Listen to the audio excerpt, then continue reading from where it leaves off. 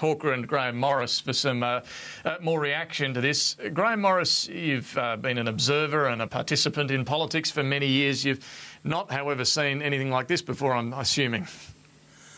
This is extraordinary. You know, I've been a campaign director. I've run a lot of campaigns from government and opposition. And, you know, the idea that the Prime Minister woke up on Boxing Day morning and rolled over and said to her partner, Tim, I can feel an election coming on, is stupid.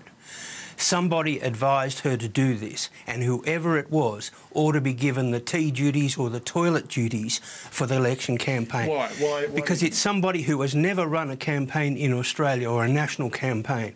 Somebody put this idea into her head, and it's the one gift that the Prime Minister has that the opposition doesn't have, and that is, when is the election campaign?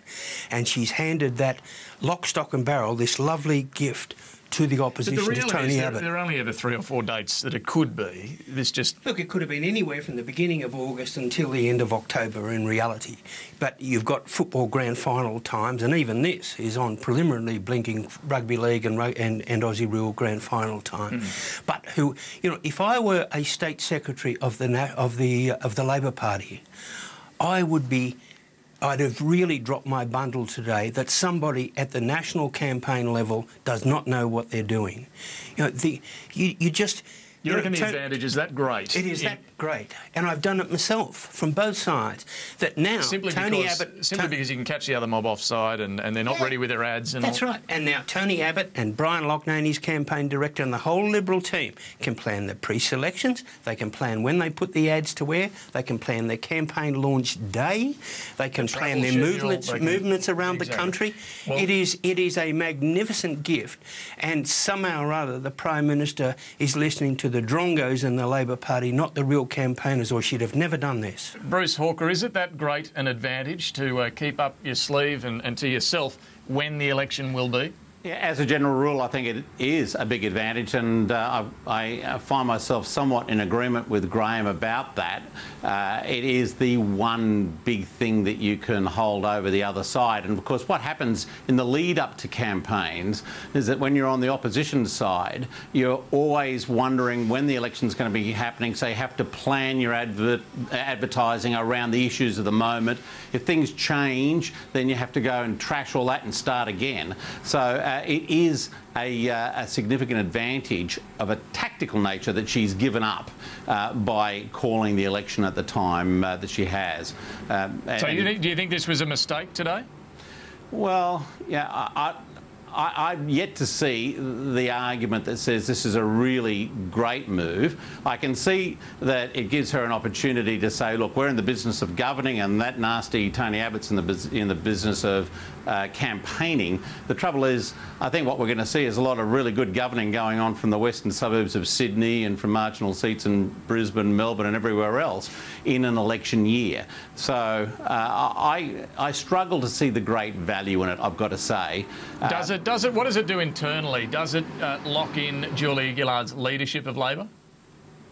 I don't think it's got anything to do with her leadership. I mean, that's something which is decided by the caucus when it decides on those issues. I mean, ask Hayden what he thinks about that. You know, these things can come and go at any time. Ask Malcolm Fraser. So I don't think that was what was... So a leadership move is still technically possible?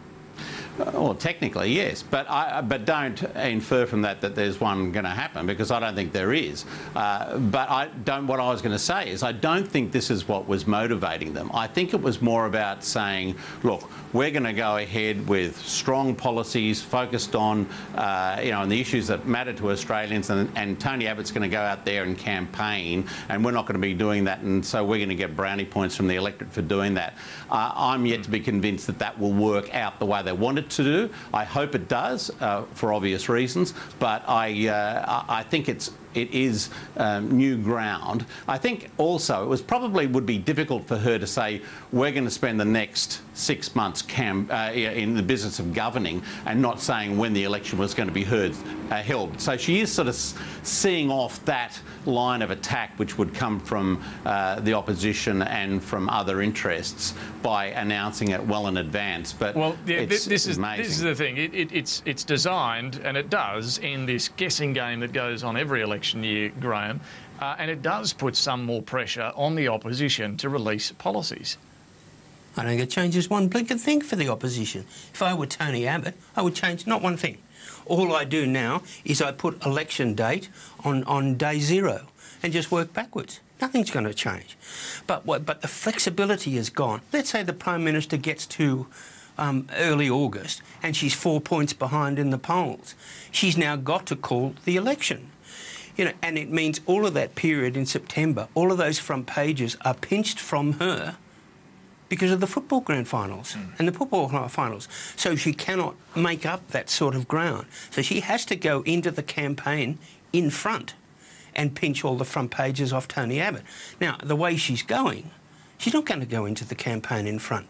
So she's even further handicapped herself because all of those front pages, all of those main news bulletins, you know, for a couple of weeks are going to be full of somebody's crook groin and somebody's crook knee. Really? And somebody... You think it always happens. Football will take precedence over a federal election campaign? In Melbourne and Sydney and Brisbane, football wins. Always does.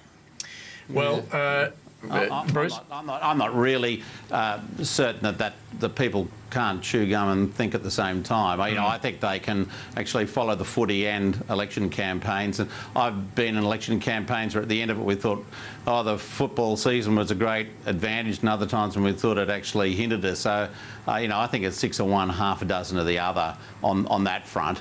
But But it means your front pages are gone, Bruce. The front pages are gone, and the lead, you know, the lead stuff in the TV bulletins have gone. That's true, but there's also good opportunities to be photographed with the winning teams as well, mind you. It does remind me of when Gough Whitlam went to the grand final in Brisbane and stood next to Ron McAuliffe, and the president of the QRL and also a senator. And when they came out onto the ground, everyone booed, and Gough said to Ron, if I'd known you were this unpopular, Ron, I wouldn't have come. That's right. Anyway, totally.